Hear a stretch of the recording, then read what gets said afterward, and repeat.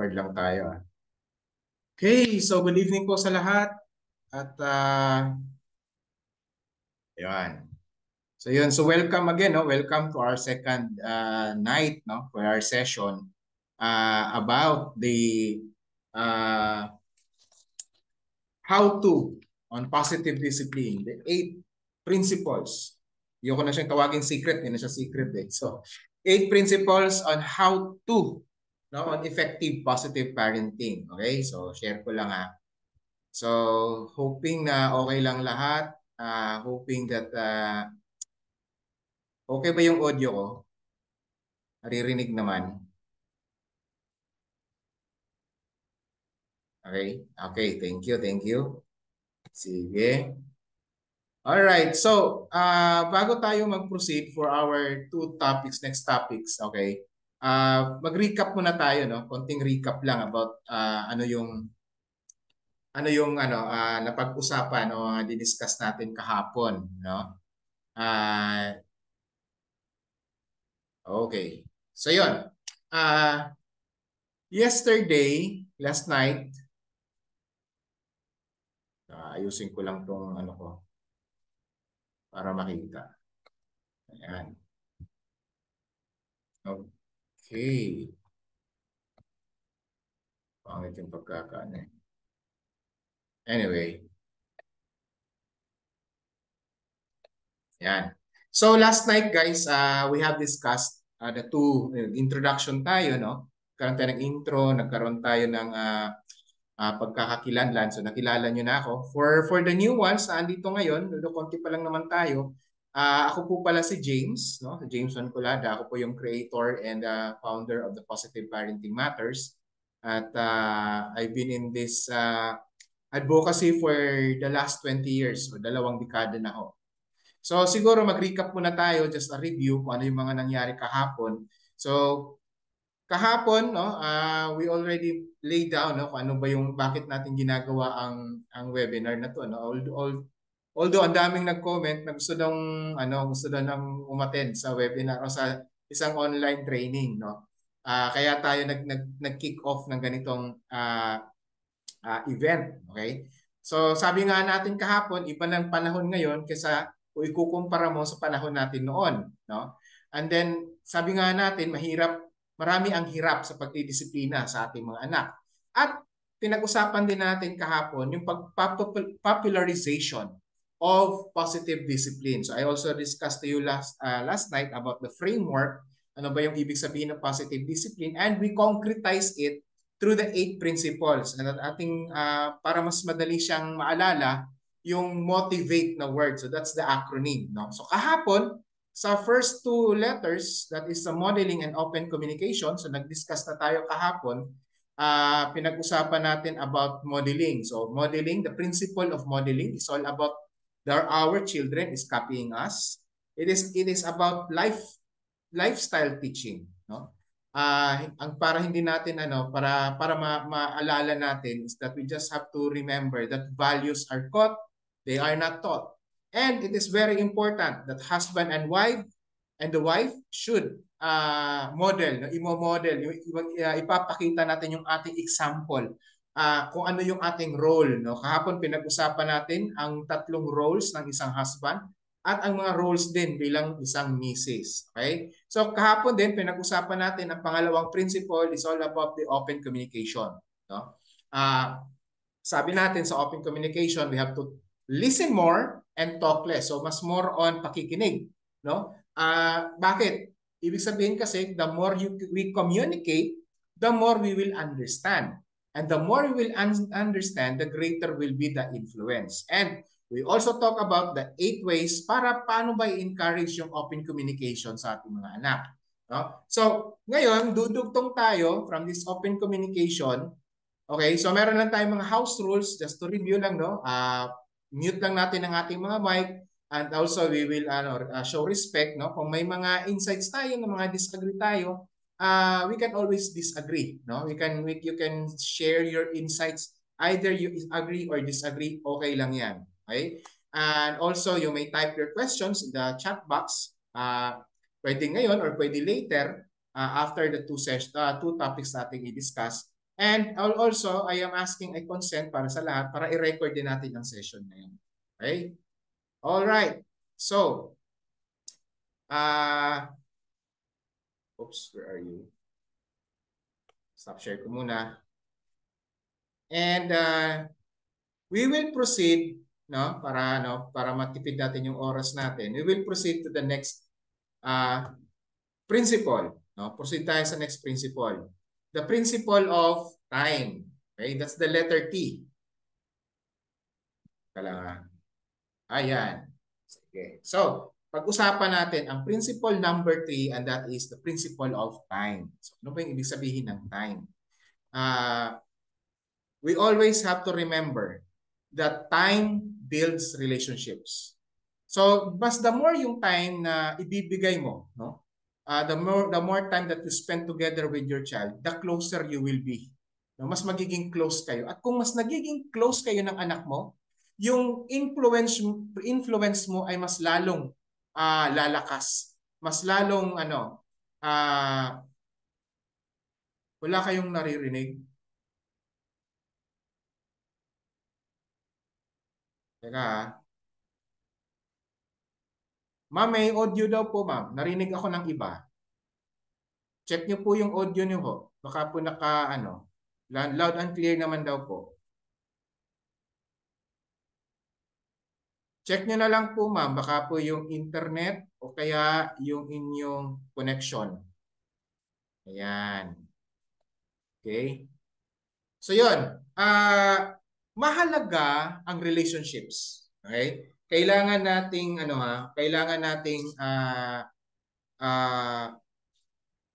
isipin that we need to build relationships with our children because we want to impact their lives. Gusto natin magkaroon ng impact yung kanilang buhay. Kaya kung sino man ang pinakauna dapat na nagbibigay ng impact sa buhay ng ating mga anak ay tayo yun, mga magulang. Hindi ibang tao. Hindi si teacher, hindi kapitbahay, hindi kaibigan, hindi si best friend. Kung hindi tayo mismo mga magulang. That is why relationship is very, very important.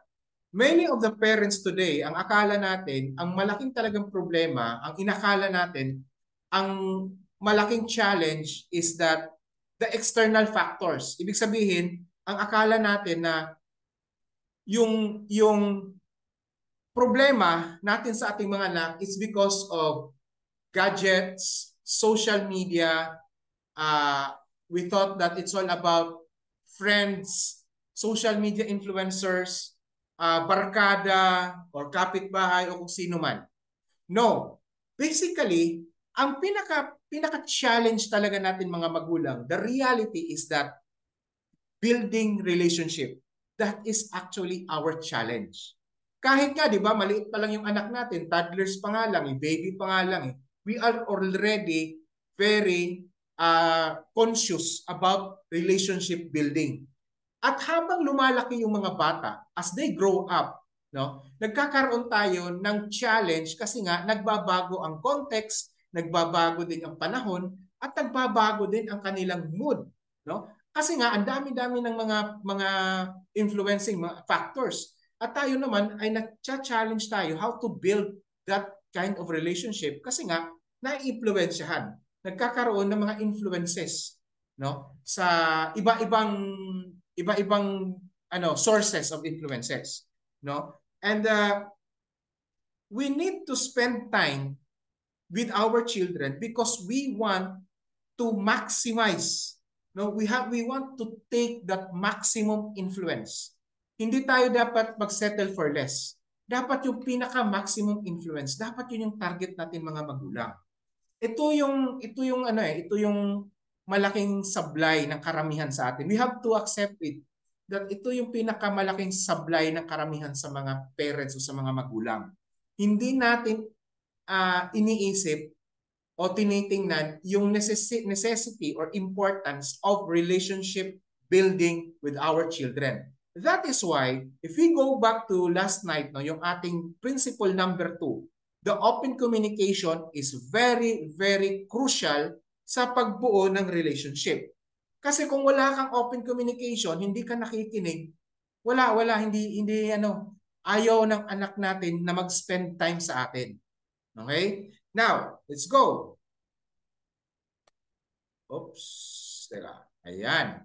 Now, we also have to remind ourselves, or we also have to remember that sa mga bata, ang love, ang word na love, they spell it as T-I-M-E. No? Remember always na yung quality and quantity time must go together. Ang iba, marami sa atin ang naniniwala na okay lang na walang quality or walang quantity, meron namang quality, no? We have to remember, okay? Tandaan natin lagi, ang quality and quantity hindi yan pwedeng maghiwalay. Okay? Parang mag-asawa din yan, no? Hindi sila pwedeng maghiwalay. Walang ano, hindi mo makuha yung influence kung wala kang quality, kung quantity ka lang. Dapat if you're going to spend with quantity, you make sure that there is quality. Okay? We have to always remember that one. Okay? Now, in spend time doing what they like to do, no? And not always what you like. Ito kasi ang problema natin, karamihan, even ako nung dati nung ako pa ay maliit pa lang, no? Medyo naiinis din ako sa mga magulang ko kasi nga kung meron kami mga lakad, kung may mga gustong bilhin o kaya naman mga gustong puntahan, yun lang naman mga lugar na gusto nilang puntahan. Eh yung gusto ko naman playground. Oh. Gusto kong maglaro, 'di ba? Nung dati pag yung sa naalala ko dati sa McDonald's ba yun o Jollibee, 'di ba? Sa Jollibee dati during the 90s. Merong playground yan eh. May playground yan sa Jollibee eh. So gusto ko talaga pag nakakapunta kami ng Jollibee, gusto ko maglaro pero ayaw ng mga magulang ko. Yun ang nakakainis, no? We have to ang point lang doon is when we spend time with our children, we make sure na gagawin natin yung mga bagay na gusto ng anak natin. This is also my lesson, no? With my kids right now, no, kami pag nag-i-spend time kami noon, gusto kong gawin yung mga ang gusto namin gawin yung mga gusto ko, no? Kaya ayaw ng mga anak ko na kasama nila ako lagi and I learn my lesson. So kaya ngayon pag ako kasama ko sila, pag yung mga anak ko nagyayaya sa akin maglaro, ito ang kadalasan kasi naming spending time together, yung mga laro, no? Naglalaro kami ng mga board games, cards, 'yun. Yun yung mga pastime namin pag gusto naming mag-spend time together. Minsan naman may mga pagkakataon na kami na may ay pumupunta sa mga milk tea. Ayan, minsan kahit ayaw kong uminom ng milk tea, napipilitan akong uminom ng milk tea. Kasi ako medyo nagpo-control ako sa sugar eh. Pero minsan talagang kailangan mong kasi gusto ng mga anak ko uminom ng milk tea, gusto lang doon magtumambay sa coffee shop o sa milk shop, milk tea shop nila. Doon lang naman sa namin, sa lugar namin. Gustong tumambay lang doon. So, that is already an opportunity. Bakit? Kasi nga, I am wanting to make sure na yung mga anak ko, magiging masaya sila when they are spending time with me. Even my wife as well, o kaming dalawa ng asawa ko. No? Kasi minsan, may mga pagkakataon kami na we spend time, like ako lang sa kanila, o kaming dalawa mag-asawa, together with them, or ako naman, saka yung anak ko lang na lalaki, or ako with my anak na babae. So meron kaming mga ganong intentional. Hindi siya dahil sa or trip lang, kundi intentional talaga siyang ginagawa. Bakit? Kasi nga, we are wanting to discover the magic moments. Okay? Tandaan natin yung magic moments na to. Magic moments, mamaya i-explain ko yan. So, mahalaga ang mga magic moments kasi ito yung magtatatak ng memory sa mga anak natin. Kahit nga tayo siguro ngayon, di ba? Ano ba yung mga hindi mo nakakalimutang spending time with your father, with your mother? Di ba? Tayo ngayon. Naaalala niyo pa ba? Yung mga special moments na yun. Actually, those are the magic moments. No? Ano ba yung mga magic moments na yan? Magic moments these are the opportunities, no? Wherein yung mga anak natin, iniimbita tayo to come inside with their private life, with their inner life, deeper thoughts, personal concerns, mga life-changing questions. Ito yung mga magic moments. At guys, hindi ito palaging nangyayari. Ano lang to, very rare opportunity, very rare chances itong mga magic moments na to. Kailangan kung ikaw ay mag-spend time ka with your kids, with your child, you have to be intentional and observant. No? Be observant, be conscious palagi sa ano yung kanyang kinikwento, kung ano yung ang kanong ginagawa ninyo. Kasi nga, anytime at that moment, maaari siyang maglabas ng kanyang pwede siyang maglabas ng kanyang deeper thoughts. Maaari niyang mag-share siya ng mga tanong, no? Mga tanong na as in galing talaga siya sa kinailaliman ng kanyang damdamin, ng kanyang puso, no? These are the chances that you have para makapasok ka, and you have to grab, no? Igagrab mo talaga yung opportunity na yan para ikaw ay makapag-influence sa anak mo. Now, here is an example. At one time or another, I think that was a year ago or 2 years ago, nagkakwentuhan kami ng anak ko, no? Ng panganay kong anak. And she was sharing to me about her thoughts, no? About sa kanyang ambition. Ayan. Nahuli ko kaagad, no? Nahuli ko kaagad yung kanyang thought. Nahuli ko agad yung kanyang perspective, no? Kasi she was sharing to me about ano yung kanyang vision sa buhay. Nag-share sa akin kung ano yung kanyang mga ability at ano yung mga bagay na masaya siya. And yun, kinapture ko agad. And guys, you have to be very observant kasi itong mga moment na to, it will just be a split of seconds para mo mahuli. Kapag nahuli mo, pahabain mo kaagad. Kasi yun yung opportunity mo para ma-share mo sa kanya yung iyong principles, yung inyong mga thoughts din, no? Also, I think that was last year, yung bunso ko namang anak. Yun pala, meron siyang personal concern. Sa totoo lang pala, sa buhay niya. Bigla siyang lumapit sa akin, naglambing. At bigla niyang sinabi sa akin na concerned siya dahil hindi daw siya magaling sa math. So ako naman, parang na-touch ako doon. But I think this is very serious kasi yung mukha niya talagang very serious. So yun, ang ginawa ko, encourage ko kaagad. Sabi ko, hindi. Ako naniniwala ako sa'yo na kaya mo. No, walang bagay na hindi mo kaya. Kaya mo yung gawin. Sabi niya, hindi dad eh. Talagang, sabi niya, feeling ko dad, parang sobrang hina ako talaga sa math. Sabi ko, hindi. Tutulungan kita, okay? Tutulungan kita para enhance, no?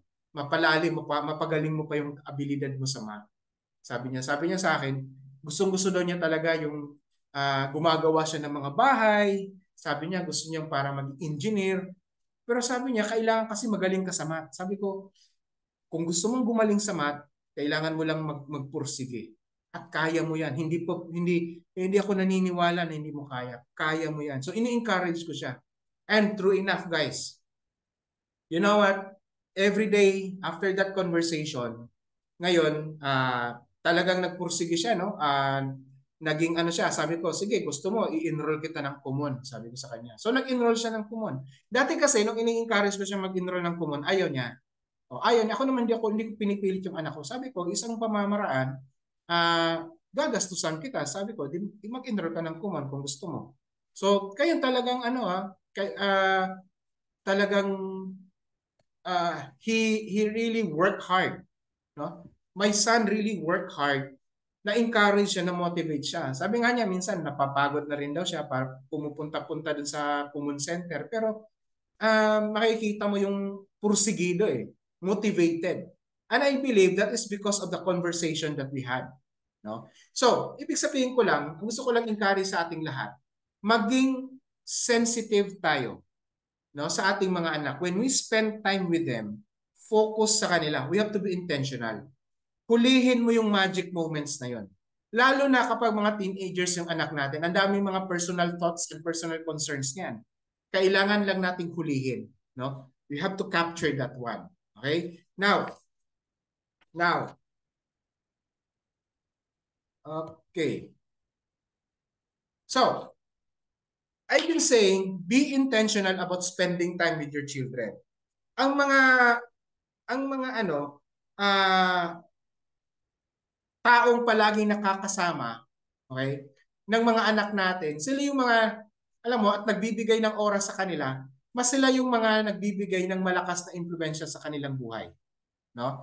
Kaya nga tanong ko nga sa inyo ano ba yung sino ba palagi ang kasama ng mga anak natin? Kaya nga, sino ba ang palaging kasama ng anak ninyo sa araw-araw? Lalo na ngayon, 'di ba? Wala nang pandemic eh. So, nagpe-face to face na, 'di ba? Sa isang buong araw, umaalis yung anak ninyo anong oras sa bahay? Yung mga anak ko umaalis sa bahay mga around 7 o'clock in the morning. So, umaalis sila, no? Pag alis nila sa bahay, pag uwi, anong oras ang uwi nila? Alas 4, alas 5. Pag uwi pa niyan, hindi pa yan agad sa bahay. Pagkabihis niyan, lalabas yan, maglalaro sa labas, sa kalye. Di ba? At uuwi yan siguro mga around 6 o'clock. Ilang oras lang natin kasama yung mga anak natin.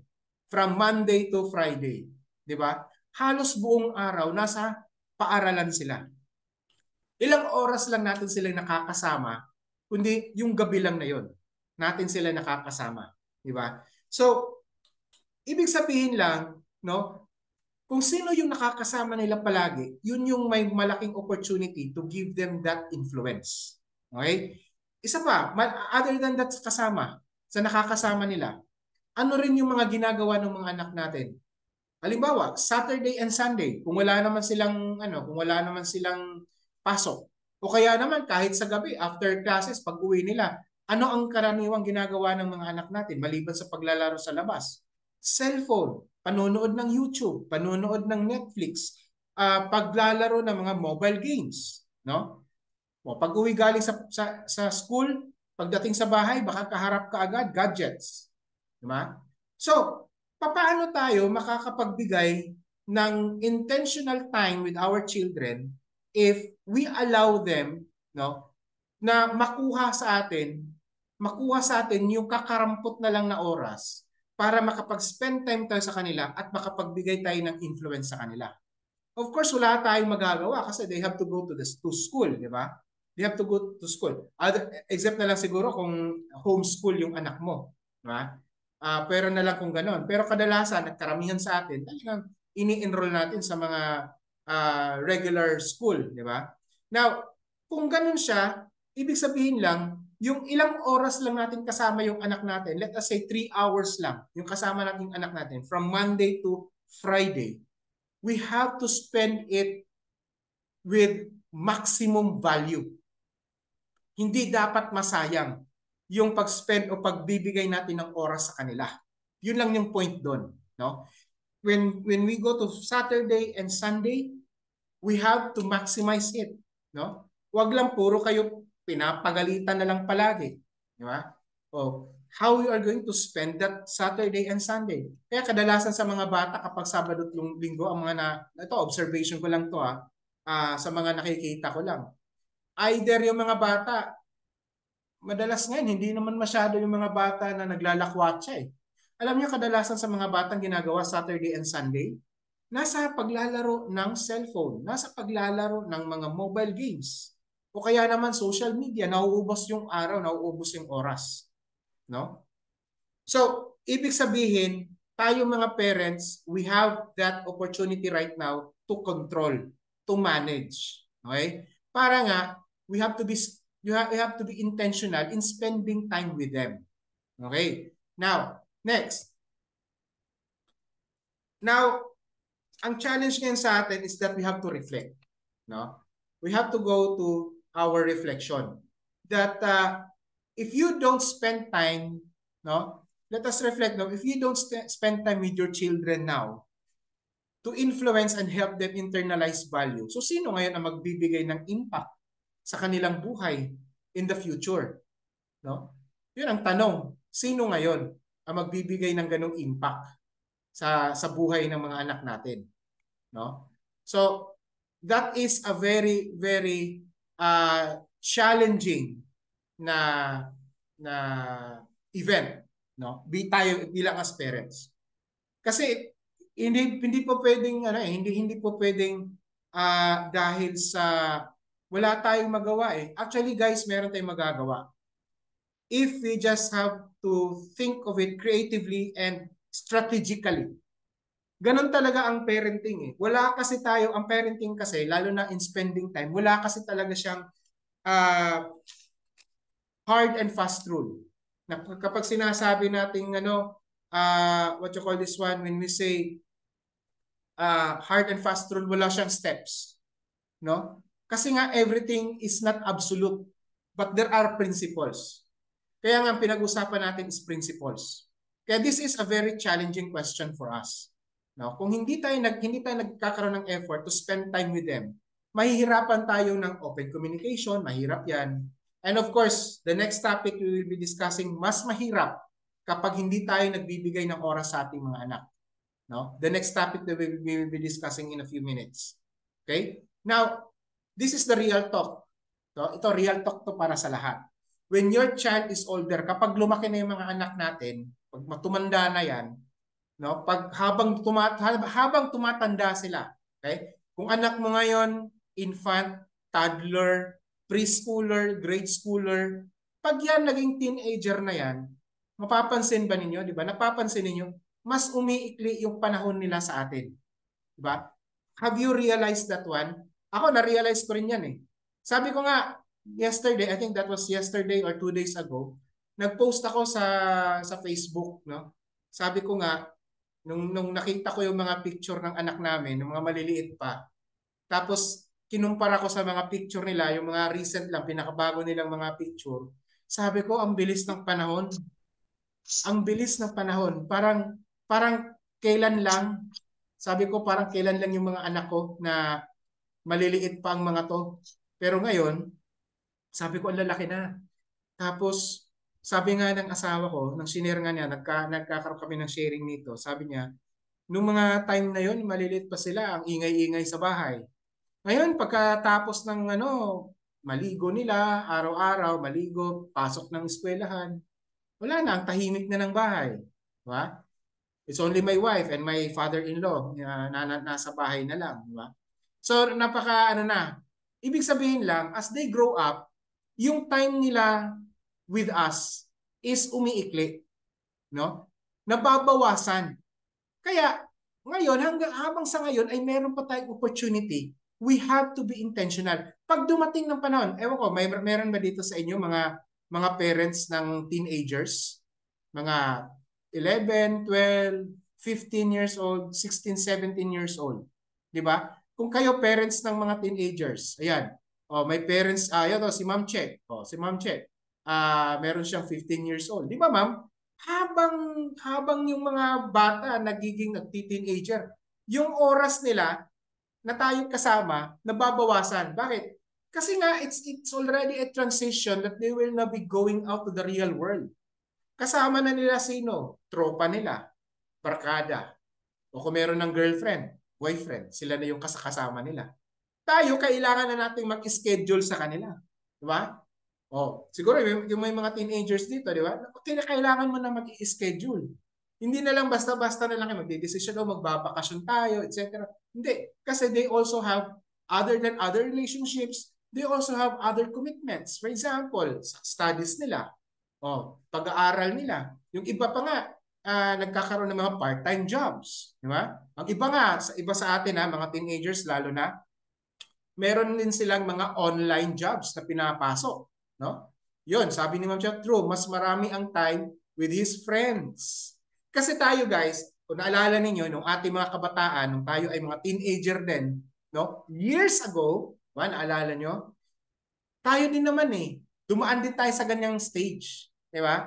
Nung tayo naging teenager din, mas kahit Sabado at Linggo, di ba? Mga Sabado at Linggo natin dati, di ba? Yun yung pagkakataon natin na naglakwatsa, kasama natin, mga barkada natin, di ba?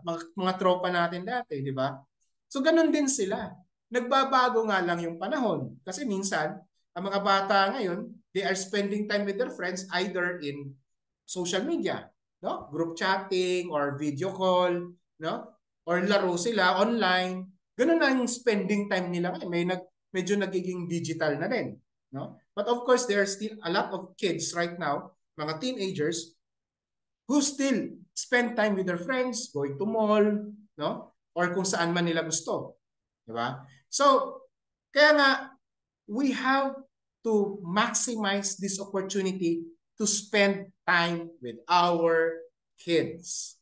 All right. Now, let's go to the workshop. Kung tayo ay may mga papel, ball pen, no? If you have pen and paper, please, you can write it down. Unang tanong ko sa atin is that ano ang relasyon mo sa anak mo ngayon? Kumusta? Okay? Kumusta yung anak yung relationship mo ngayon sa anak mo, no? It's up to you how to describe it, no? Reflect, no? Be honest with yourself. Kasi ito yung pagkakataon mo to assess. Para makadiskarte ka. Bakit natin tinatanong to? Para dumiskarte tayo. Diskarte ang kailangan natin, no? Pangalawang tanong, what are the things that you can do together? Alamin mo, ano ba yung mga bagay, mga activities na pwede nyo gawing magkasama kayo?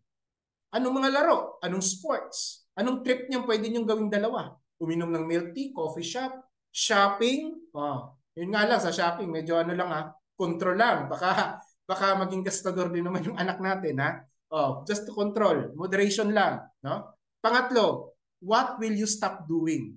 And pang-apat, what will you start doing? Ayan. So I will give you a few minutes para pag-reflect o pag-nilay-nilayan, tama ba? Sa Tagalog ko, no? Para I'll give you 5 minutes, no? 5 minutes to ano din, para pag-isipan at just write it down, no? If you have notebook, pen, paper, please write it down. Okay, so I'll give you 5 minutes.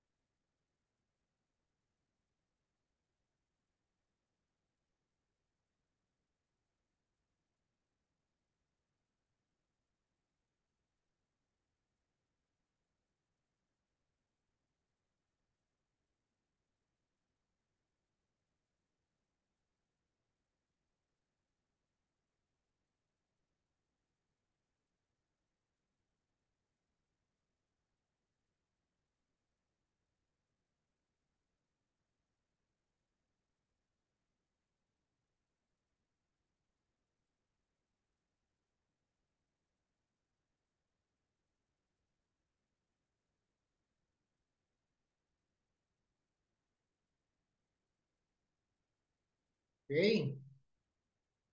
Sige, stop share ko lang muna. Alright. So, that is the third principle. So, ngayon, pasok tayo sa pang-apat, no? The number 4 principle. So, later na lang, kung mayroon kayong mga insights gusto niyo i-share, just chat on the box. And also, sa mga kakapasok lang din, please fill in, no, sa may link ako, please fill into the form, no, please fill in the form para po yun, makuha natin yung information. So, may mga pasorpresa din tayo later, no, soon no, soon sa inyo. Okay, sige, so punta tayo sa next. Okay, now the next principle is very very important kasi this is the connect, no, ko-connect na natin yung ano, i-connect natin yung pinag-usapan natin from the first to the third. No? Let's talk about the fourth principle, and that is the principle of intimacy. Okay? Now, ano ba ibig sabihin kapag intimacy? Mahalagang mahalagang intimacy. Kung kanina pinag-usapan natin yung time para tayo magkaroon ng relationship, makapag-build tayo ng relationship, para magkaroon tayo ng influence. Now, guys, mahirap kung wala may relationship pero wala namang intimacy. Now, why? Because always remember that the closer the relationship, the greater is the influence. No? Kaya mahalaga ang intimacy. Dapat mayroong intimate, positive, intimate relationship. Now, ano ang ibig sabihin ba? Ano ba ibig sabihin ng intimacy? No? Lang, ayusin ko lang itong aking ano. Yan. Now, it is the quality, no? Ang quality ng relationship ang nagde-determine kung gaano kabigat, no, yung ating maibibigay na impluwensya sa ating mga anak. Kung walang quality yung ating relationship sa kanila, no? Wala, hindi tayo makakapagbigay ng influence. No? Baka doon pa sila yung relationship na yun, yung quality relationship, baka doon pa niya ma-experience sa ibang tao. At ang mahirap nito, kung ang kanyang ang taong nakakapag-satisfy, no? Kung ang tao makakapag-satisfy sa kanya ay hindi magandang impluwensya, medyo may pagkamasamang loob, no? That is a big problem, no? Yan yung isang malaking problema. Dapat tayo ang nagiging influence ng ating mga anak, no? Ayan. The closer our kids, no? The closer yung mga bata sa mga parents, mas lesser yung influence na makukuha nila sa kanilang mga friends o mga barkada. Of course, hindi naman yan 100%. Pero ang mahalaga, ang pinaka-main influencer ng ating mga anak ay dapat tayo mga magulang. Hindi friends, hindi barkada, hindi best friend, hindi teacher, hindi social media influencer. O pumasok pa yung social media influencer. Ang dami-dami na nila ngayon yan. No? Ang dami-dami na nilang mga ganyang influencer. No? At alam nyo ha, sa social media, mga social media influencers, sa totoo lang, akala natin walang impact yun. Alam nyo, ang laking impact. Ang daming mga kabataan ang nai-influensyan. Halimbawa, ng pagsasalita ng mga medyo hindi magagandang pananalita, pagmumura. Ang daming mga ganyang influencer. No? Tapos, isang mahalagang pakatandaan din natin that kung mas malayo ang loob ng mga bata sa kanilang mga magulang, mas lumalakas yung impluensya ng mga barkada, ng ibang tao. And we don't want that to happen. No? Dapat tayo nga ang influensya. Bakit? Yung influence kasi natin, influence natin ng mga magulang, ito yung magbibigay ng napakamahalagang impact sa mga importante o mga mahalagang desisyon sa kanilang buhay. Ano-ano mga desisyon na yon? Kapag dapat tayo na nagbibigay ng influence, ano ba mga desisyon na yon? Unang-una, karir. Oh. Sa pagpili pa lang ng karir, anong karir ang gusto nilang papasukin? Napakamahalaga nun. No? Kung hindi tayo nagkakapag-influence doon, mahihirapan yung mga anak natin sa karir nila. No? Pangalawa, values, pag-uugali. No? character, attitude. Dapat tayo nag-iimpluwensya nun. But of course, as parents, we have to make sure that we are also giving them the positive values. Baka naman tayo may problema din pagdating sa values. O ano-ano ba yung mga values na yon? O, baka tayo palamura. O, baka naman tayo gastador. O, palautang. Yan. O baka naman tayo mga shopaholic tayo. Ayan. So we have to check ourselves as well. Kaya nga, again, babalik tayo uli sa principle number 1, which is modeling. So nakikita nyo na ba yung connect? From modeling, open communication, time, and now intimacy. Kaya napakamahirap din sa intimacy, guys, kung wala tayong modeling.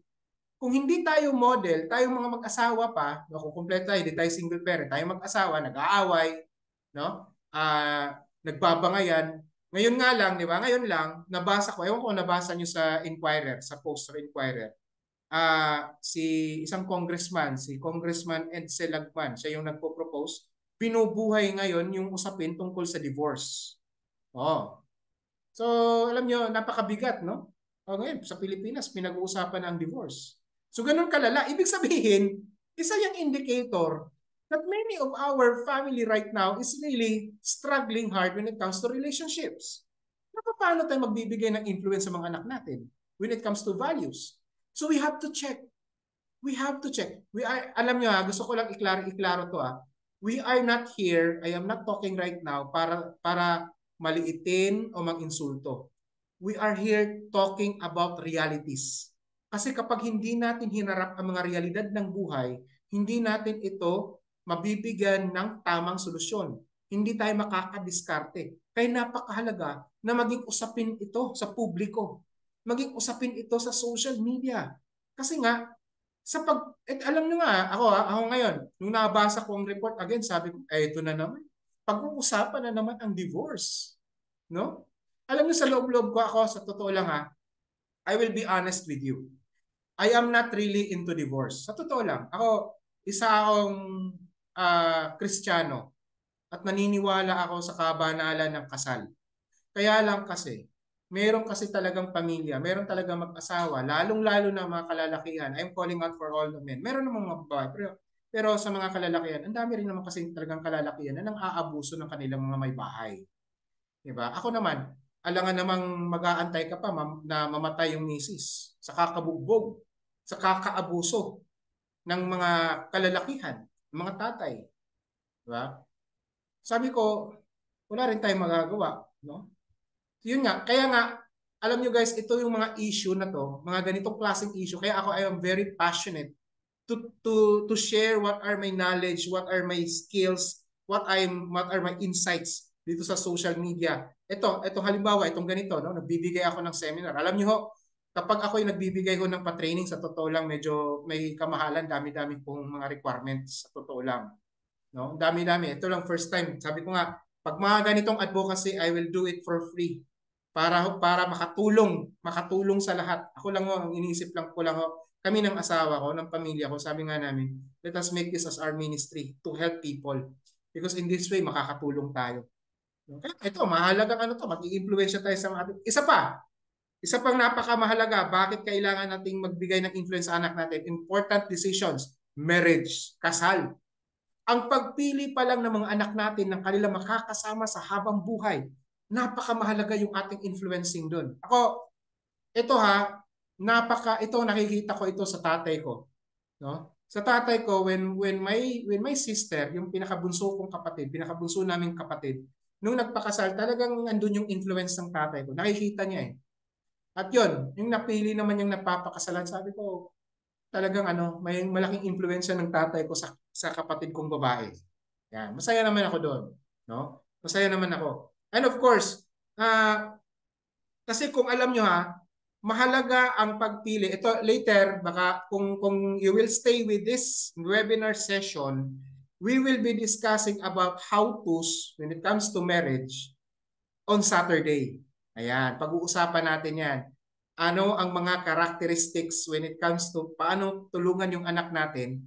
Ano yung mga checklist? Ayan, mag-checklist tayo on Saturday, kaya huwag kayong mawala. No? O mag-ano na ako, titeaser. Paano yung mga checklist na yan? Kasi mahalaga ang pagpili na makakasama mo habang buhay. No? Napakamahalaga. Bakit? It's a teamwork eh. Alam nyo, marriage is not a happy ending. Diba? Kaya yung mga ano dito, sino ba mga kasal dito katulad ko? Diba? Hindi happy ending ang marriage. Alam nyo bakit? Two individuals na magkaiba ang katangian at magkaiba ang pag-uugali, magsasama habang buhay. Imagine, two imperfect individuals, magsasama kayo habang buhay. Gulo yun. Gulo. Di ba? But that is the magic of marriage. Eh. No? Sabi ko nga minsan, ang mga taong nagpapakasal, ito lang yung may mga malalakas ng loob. Eh. Ha? Matatapang. Di ba? Kaya nga, mapakahalaga tayo bilang magulang is to influence our child, lalo na sa usapin ng marriage. And the last one, very, very important issue about faith. Pagpaniniwala. Example yan, religion. Yan. Paano mo impluwensyahan yung anak mo? No? Paano mo siya i-impluwensyahan? Anong paniniwala? Kasi alam niyo, ang dami din mga influences. Ha? Pag yan, lumayo na yung anak nyo sa inyo, marami din mga influences. And lastly pala, ito pa, isang issue. Kailangan din nating mabigyan ng ating influence. Gender issue. Ayan. Gender issue. Gender confusion. Napakamahalaga nun, guys. No? Isa sa mahalagang issue ngayon na pinag-uusapan ng mga kabataan, hinaharap ng mga kabataan, is gender, sex, and sexuality. Yan. Ba? Ang dami, pag dumating na sa punto ng mga anak natin, nagiging teenager na yan, humaharap na yan sa identity crisis. Nagtatanong sa sarili, ano ba ako? No? Ano ba yung identity ko? Naghahanap yan. Nagkakaroon ng confusion. And if we parents we are not that ready to influence them, pati anak natin mahihirapan din. They will also struggle. No? They will also struggle a lot. And they will be put into trouble. Right? So, kaya napakamahalaga yung ating influence. Kaya, if we don't have that intimate relationship sa ating mga anak, magkakaroon tayo ng struggle. No? Yan. Now, let's go to the next slide. Real talk. No? The challenge of parenting is not about the environment, but it is all about the relationship with our children. Sinabi ko na yung kanina. No? Ito yung pinaka-challenging talaga natin. It's not about yung environment, it's not about the government, it's not about yung mga nakapalibot sa kanyang mga kaibigan. Hindi siya about, actually hindi pa siya about social media, hindi pa siya about Facebook, hindi pa siya about sa mga applications na hindi. It is all about the root cause of everything is our relationship with our children. No? Kung hindi kasi ayos yung ating relationship sa ating mga anak, malaki ang problema natin na kakaharapin. No? Hindi ibig sabihin, okay? Hindi ibig sabihin na biologically, tayo ay tatay, biologically, tayo ay nanay, automatic may good relationship. Hindi yan guarantee. No, it is not a guarantee, hindi yan kasiguruhan. Kasi ang relationship kailangan mong pagtrabahuan, no? Kailangan mong pagsikapan, no? Ang problema lang ng karamihan, pagdating sa intimacy building, relationship building sa mga anak, ang ginagawa ng karamihan is that we use intimidation, no? Para mabigyan natin ng influence sa mga anak natin. Akala lang natin yun, dahil natakot yung anak natin, kaya tayo sinunod ng anak natin. Di ba? Akala lang natin yun. Halimbawa, isang halimbawa. Pagsisimba, halimbawa. Nagsisimba lang yan. Dahil takot sa'yo, kapag hindi mo yan takutin, magsisimba ba yan? Di ba? Isa pa, ang iba naman, para ma-impluwensyahan yung anak, binibigyan ng bribe. Ano ba yung bribe? Bilhan ng cellphone. Bilhan ng damit, sapatos. Ano-ano na lang. Diba? That's bribery para lang magkaroon ka ng influence, magkaroon ka ng relationship sa anak mo. No, that's hard. That's not hindi yan sustaining. You are not building relationship. No? Ang iba naman, ito pa, tinatakot. Tinatakot yung anak natin. Akala natin, nung tinakot natin sila, ay nagbigay ng respeto yung anak ko. O, akala lang natin yun, but hindi. Nirespeto ka lang dahil takot lang. Oh, parang kumbaga, ang akala mo, ay may relationship kami ng anak ko, okay naman kami ng anak ko. Kasi takot lang siya sa'yo. Kaya i-check mo yan, baka takot lang yung anak mo. Oh, ito naman yung iba, spoil. Ini-spoil yung bata. Lahat ng gusto ng anak, binibili. Lahat ng gusto, ibinibigay. Oh, yan, spoiling. No? Ini-spoil yung bata. Yan.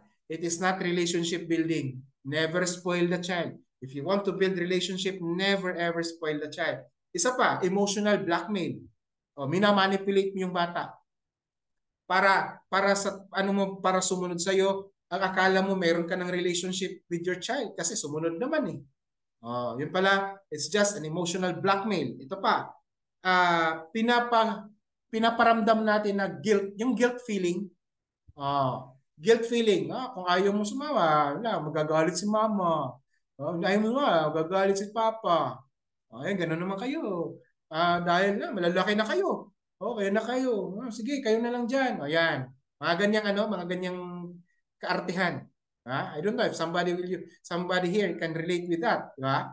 Ganun. Diba? So, ah, kung meron tayong intentional relationship building sa ating mga anak, no? Kung meron tayong intimacy na na-build sa ating mga anak, anong mangyayari?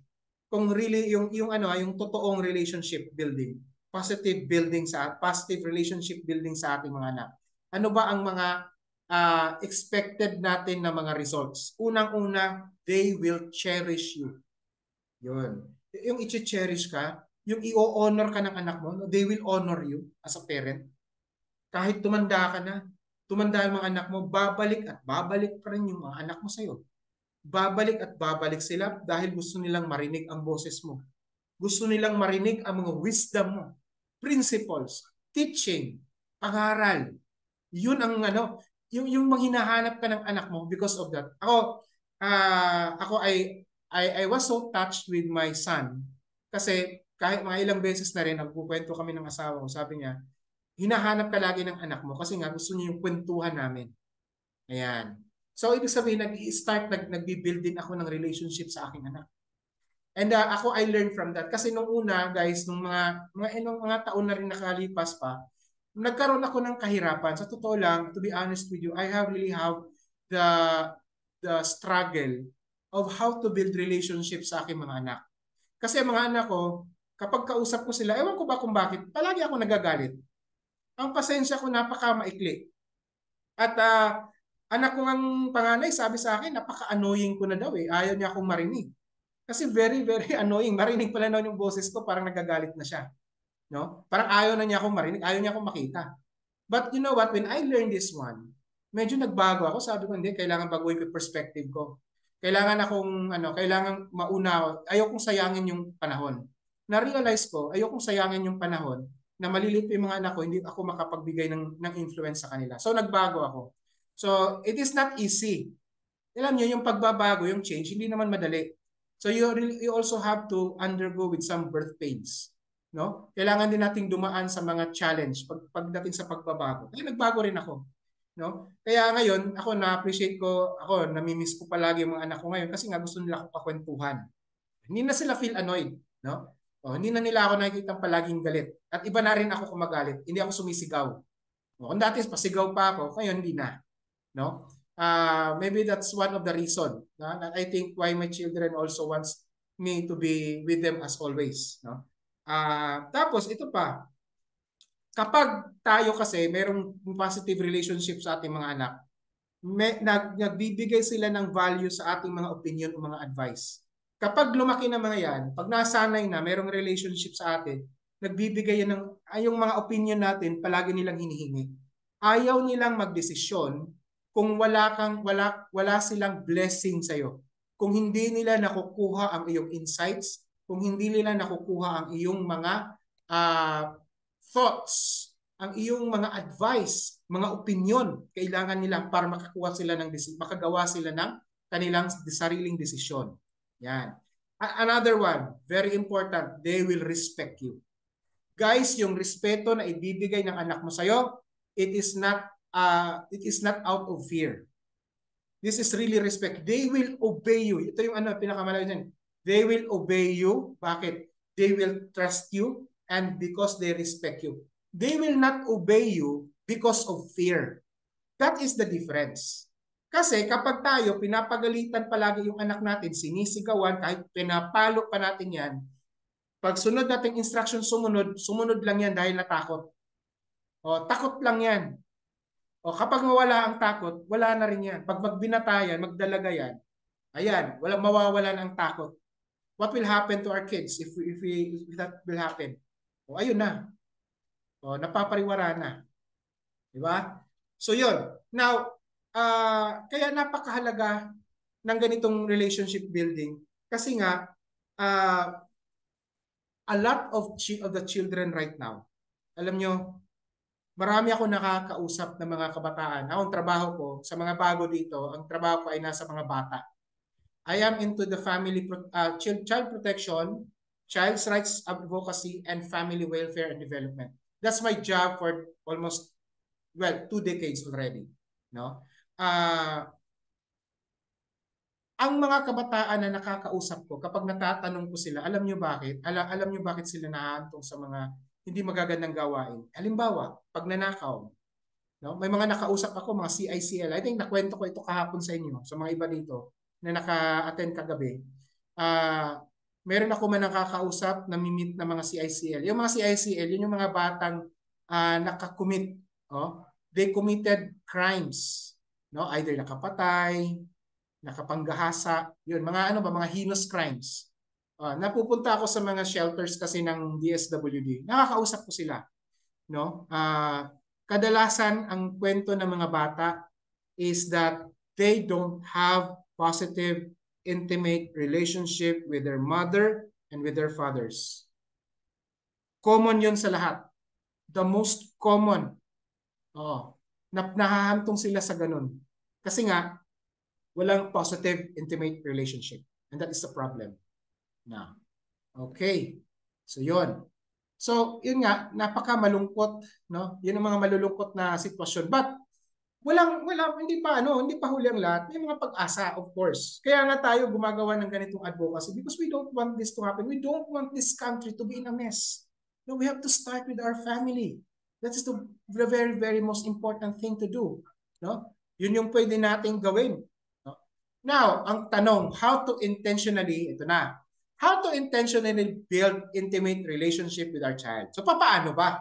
No? But ito lang muna, gusto ko i-clarify. Kasi lumabas ito, isa sa mga followers, isa sa mga, I don't know, follower ba yun or what. Ito yung sabi niya, yung intimacy na sinasabi mo, sinabihan niya ako, napakamasama naman kasi that is all about sex. Okay? I just would like to clarify this, no? Hindi malisyoso ang intimacy, ha? Hindi ito infatuation. Okay? Let us not equate intimacy. No, this is not about having sexual or sexual perspective. No, intimacy is about positive. It's about respectful, safe space, nurturing, and protective to the rights of the child. No? Yan yung intimacy. Positive dapat yung intimacy. No? Ako, naiintindihan ko naman kung meron man dito or kung sino man ang medyo off, teka muna, intimacy. Kasi nga, in our world today, they always use intimacy, intimate relationship para sa mga magjowa. Para sa mga Valentine's Day. They always equate intimacy into sex. Mali yun. No? Kasi nga, even in the Bible, di ba? Sino dito nagbabasa ng Bible? Di ba sinasabi palagi sa Bible, intimate relationship with God. Nasa Ephesians, Romans, Book of Romans, Book of Acts, no? Even in the Old Testament, ang dami niyan, no? Intimacy. Sa Bible kaya gusto ni God intimate relationship kasi gusto niya tayo close. Ganon din tayo sa mga anak natin. Intimacy ang kailangan, no? Intimacy, it should be respectful, hindi siya sex. Kaya gusto ko lang i-clarify, gusto kong linawin yan. Gusto kong bakuran yung ganyang definition. Kasi nga, napakamalisyoso ng marami or iba sa atin. no? Which is very, very sad, no? It is a very, very sad happening right now in the world. Okay? So yun, gusto ko lang bakuran. But let's go to how. How to intentionally build intimate relationship with our child. Okay, let's proceed. The first thing you can do is that unang-una is connect. Okay? Sige. Connect at an emotional level. Okay. Ano ba yung connect with at an emotional level? Kailangan, no, meron tayong malalim, tender, heartfelt na affection sa ating mga anak. Okay? Malalim, dapat malalim. Hindi lang yung very shallow. Malalim dapat. Ang kailangan, ito lang guys, kaya ang daming mga parents ang sinasabi sa akin lagi, kaya gusto ko yung treatment ng mga anak ko sa akin ay barkada. No? Marami sa atin ganun. Gusto ko treatment nila sa akin barkada, friends. No? You know what? Our kids, our children doesn't need their parents to be their friend. Hindi nila tayo kailangan na maging barkada. Hindi nila tayo kailangan maging tropa. Hindi. No? Alisin natin yung ganyan. Anong kailangan nila? They want us to be their parents. A parent that is friendly, approachable, but firm. Yan. Friendly tayo, na-approach na tayo, napagkakatiwalaan, pero meron tayong firm. Meron tayong authority. Ang the difference, no, of friends to parents is that friends, wala namang authority yan eh. Wala namang firm. Hindi naman nag-firm yan eh. Kasi tayo as parents, mas meron tayong accountability. Yun yung kailangan ng anak natin. Yun yung kailangan nila sa atin. Ang dami na nilang friends, no? They don't want a more complicated relationship na friend ka na, parent ka pa. Napaka-complicated nun. Stay as a parent, be a parent, but a friendly parent, an approachable parent, but a firm parent. Pag sinasabi nating firm, pag meron kang rules, follow the rules. No? Pag dinidisiplina mo yung anak mo, pinapangaralan mo, stand on it, be consistent. Consistency, isa yun sa hinahanap nila. Sabi natin, wag magmura. Ayun, ikaw naman tatay, nagmumura ka. Wag manigarilyo. Ikaw naman tatay, naninigarilyo. Sorry sa mga smokers dito O wag kang uminom, wag kang maglasing. Si tatay naman, pag uwi sa bahay, lasing na lasing. Laging lasing. So, yun ang sinasabi ko nga. Babalik uli tayo, no? Mahirap mag-connect ng emotions kung wala kang modeling. Babalik tayo uli sa principle number 1. So, makita nyo ngayon yung connect, no? Modeling, open communication, and time, mahirap magkaroon ng emotional connection. Okay? Number 2. Okay? Number 2, learn about them. Kilalanin mo yung anak mo. Kaya ang tanong kilala mo bang anak mo ngayon? Alam mo ba kung ano ang kanyang mga interest sa buhay? Alam mo yung kanyang mga likes and dislikes? Alam mo ba yung kanyang mga paboritong pagkain? Paboritong kulay? Alam mo ba kung sino ang kanyang mga kaibigan? Kilala mo ba? Ayan. Memorize mo ba ang cellphone number ng anak mo kung meron man siyang cellphone or smartphone? Alam mo ba ang email address ng anak mo? Itong mga to we might thought that these things might be small, but no, these are big deals. Ibig sabihin, pag hindi mo alam to, hindi mo kilala anak mo. Yan. Mga basics lang yan. Bakit mahalagang alam natin ito? Kasi if we know our children very, very well, we know saan natin sila dadalhin. Alam natin palagi anong diskarte pagdating sa pagdidisiplina sa kanila.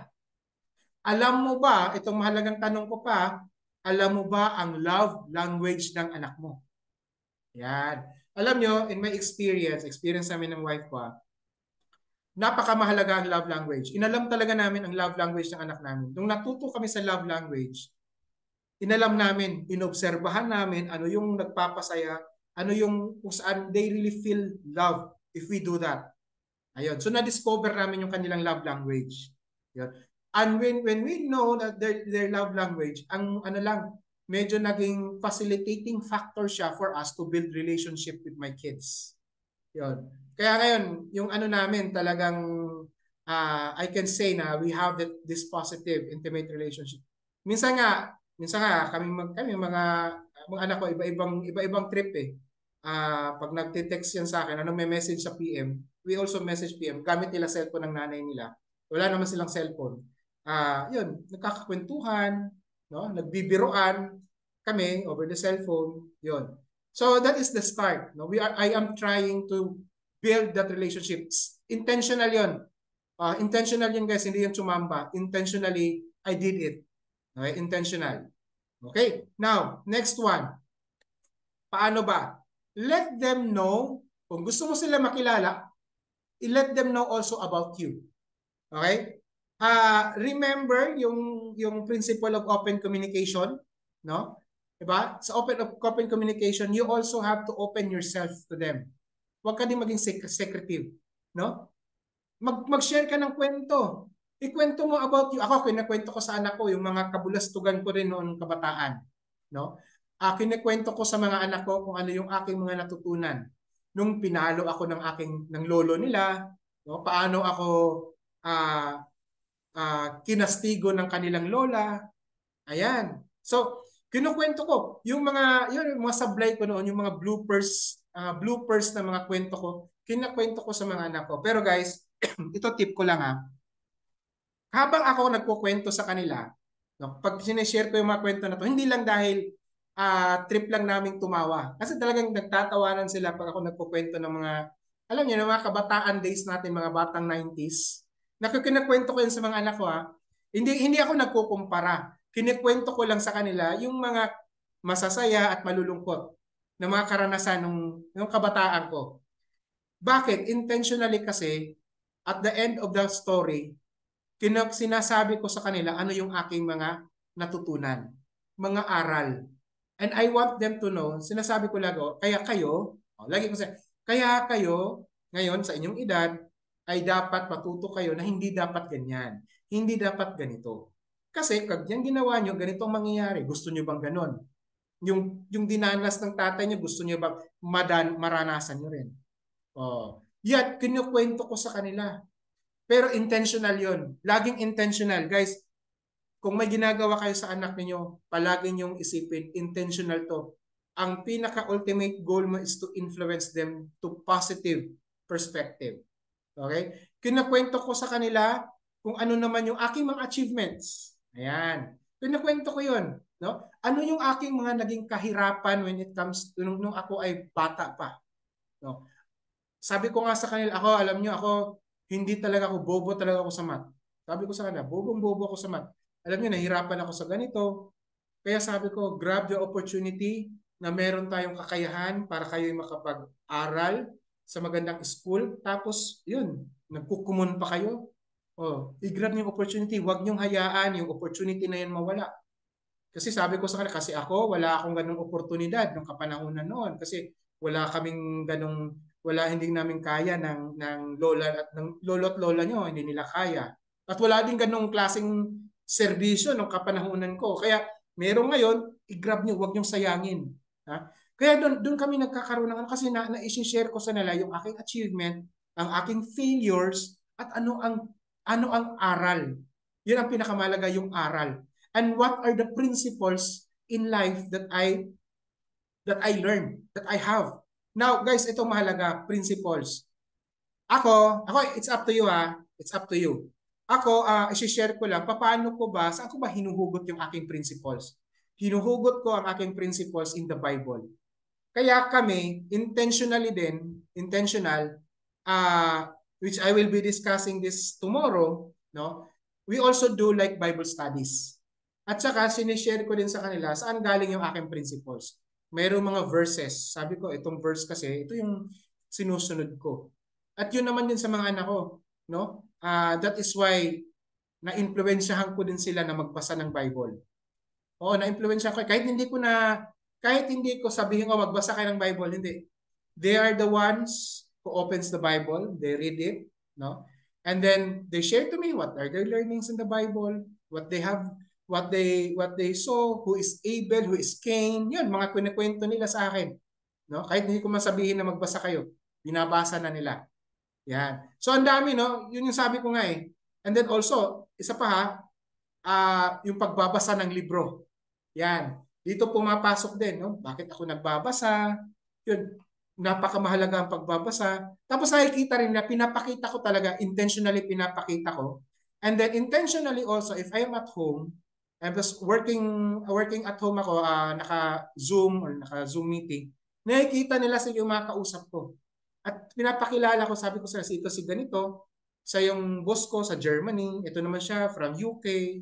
Oh. So medyo namamangha sila. Sabi nila, ba't daw ako kaya kong magsalita ng mga ganitong ano? Sabi ko, because I am reading books. That is why, if you want to learn more, read books. So, kaya ngayon sila, medyo addict din sila sa libro. Sa totoo lang. Oh, sa totoo lang, addict din sila sa libro. Okay, so punta tayo pang-apat na pamamaraan. No? How? Have special time together. Special times. Medyo may ano tayo, emphasis on special time. Ano ibig sabihin ng special time? Planuhin nyo. Maging intentional kayo sa special time na yan. Ano ba yan? Take your child, example, on a date. Mag-date kayo ng anak mo. Ako, may ginagawa kami. No? Ako, ginagawa ko to pag nakaka-uwi ako. Kasi sa mga hindi nakakaalam, malayo po ako sa aking pamilya. Ang pamilya ko po nasa Davao. I think my wife is also here right now in this Zoom. Ang pamilya ko nasa Davao. Ako nasa Maynila. Nagtatrabaho. So, wala akong magawa eh. Dito tayo na-assign eh. So, wala tayong choice. We have to work for our family. So, medyo malayo kami. But every time that I go home, no, every quarter, nakaka-uwi ako, I intentionally spend time with my daughter alone. Also with my son alone. O, kami lang. Kasi yun yung time na yun yung opportunity ko. Parang nag-uusap kami. Halimbawa, boys talk. Boys talk lang. No? Ganun lang. Boys talk, girl talk naman sa anak ko. Yan. Tapos yun yung opportunity ko guys na nakakuha ako lagi ng mga magic moments. Kapag na-date mo yung anak mo, kaya tinatawag kong dating kasi nga kayong dalawa. So medyo sweet moment kayo ng dalawang yan, no? Kahit simpleng quick o simpleng milk tea, yan, pwede na yan, no? Pwede na yan. O, kahit anong ano lang diyan, kahit nasa park lang kami, anak kong lalaki, na walking lang kami sa park doon sa lugar namin doon sa subdivision. O goods na kami doon, no? Nag-uusap, nagkukwentuhan, nagtatawanan kami.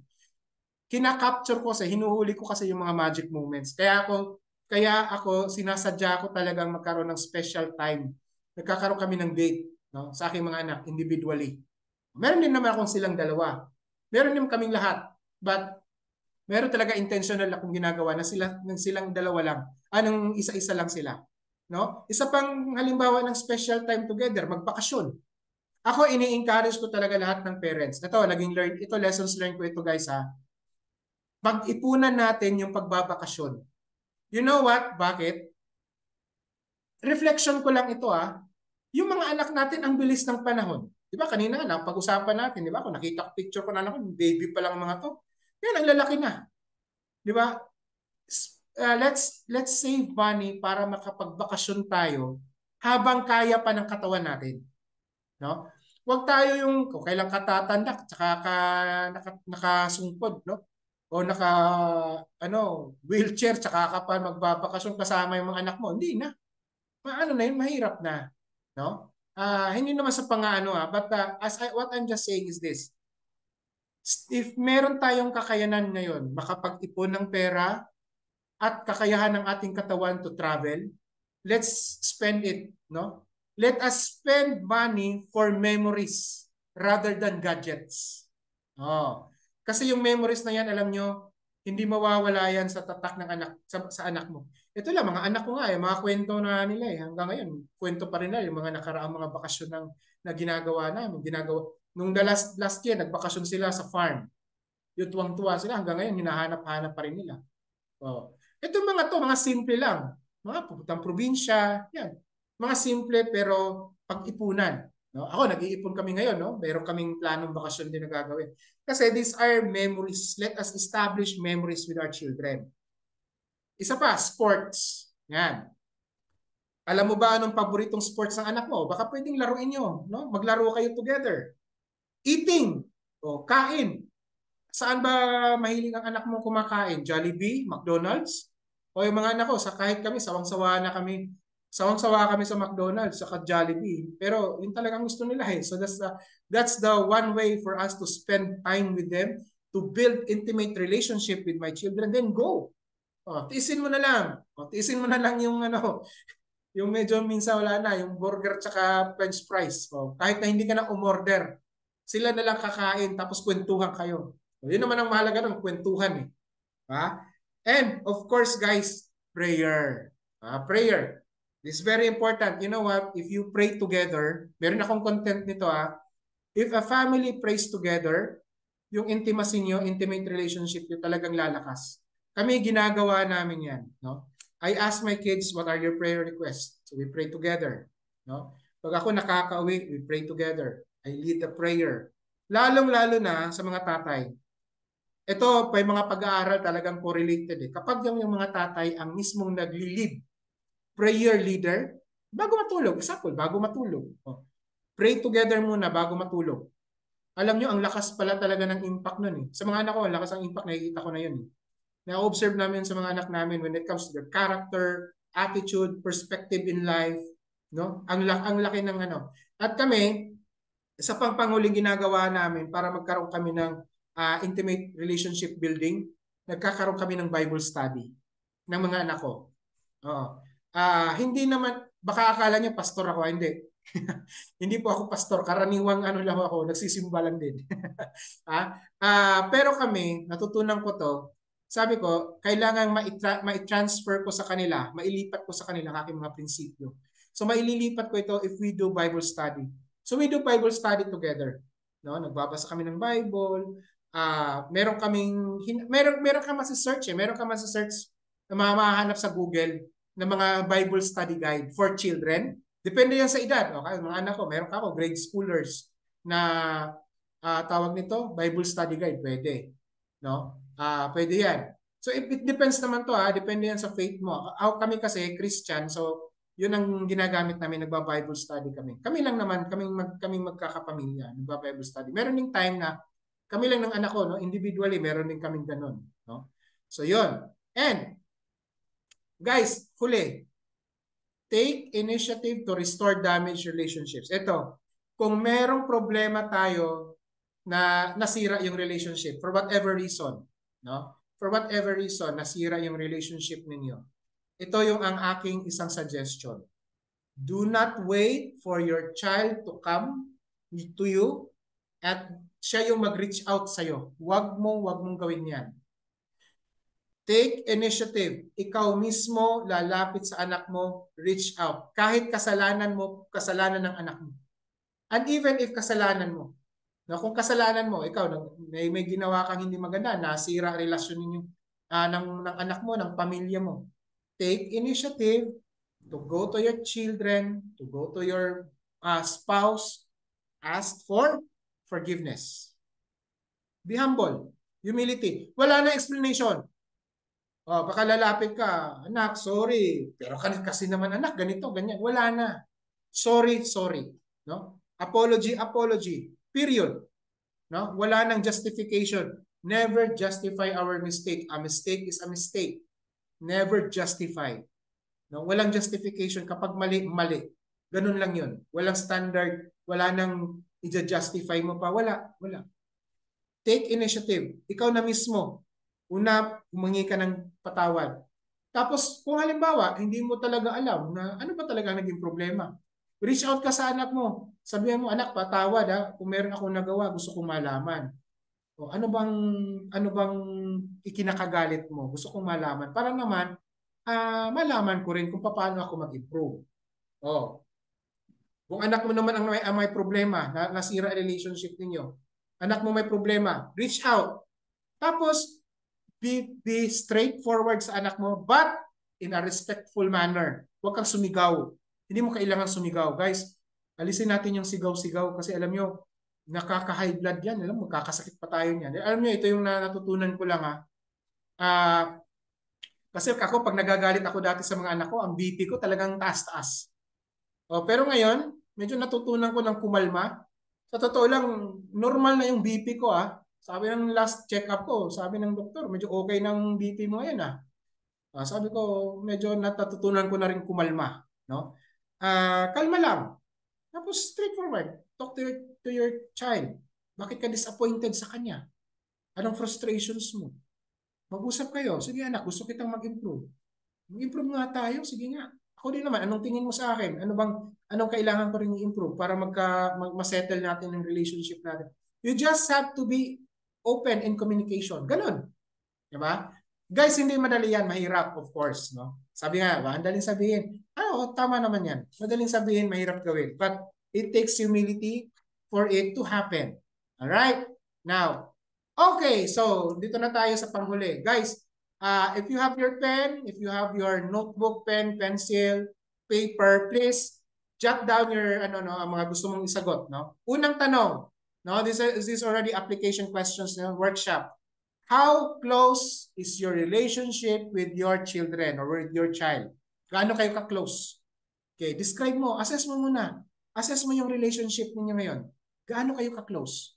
Pangalawang tanong, alam mo ba kung ano ang mga takot at pangamba ng anak mo ngayon? Oh.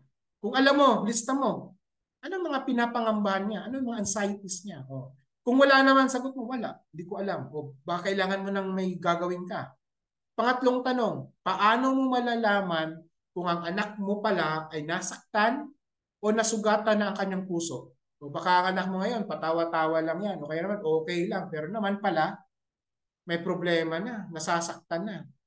May dinadala palang sakit sa damdamin. Yan. Panghuling tanong, how will you resolve? No? How will you resolve it? O nung malalaman mo, may dinaramdam na may nasasaktan pala anak ko. Oh. So anong gagawin mo ngayon? How will you resolve it? Okay, so I'll give you 5 minutes for these 4 questions to reflect, and then uh, write down, jot down, no? Para may guide ka, para may mababalikan ka after this session that we have. Okay? So let's have 5 minutes.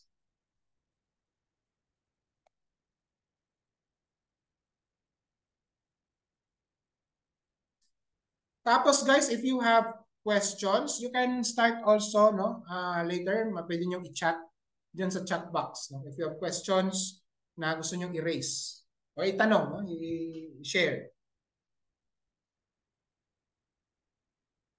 Questions or insights, no? It's up to you.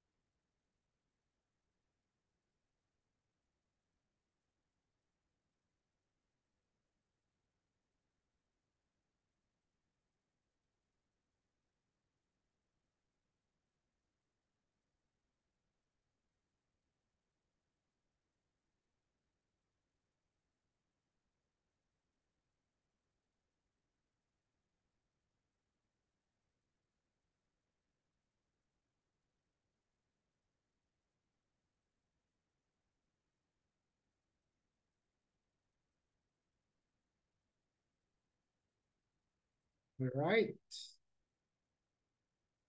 Ayan. Okay. Okay, stop share ko lang ha. Alright.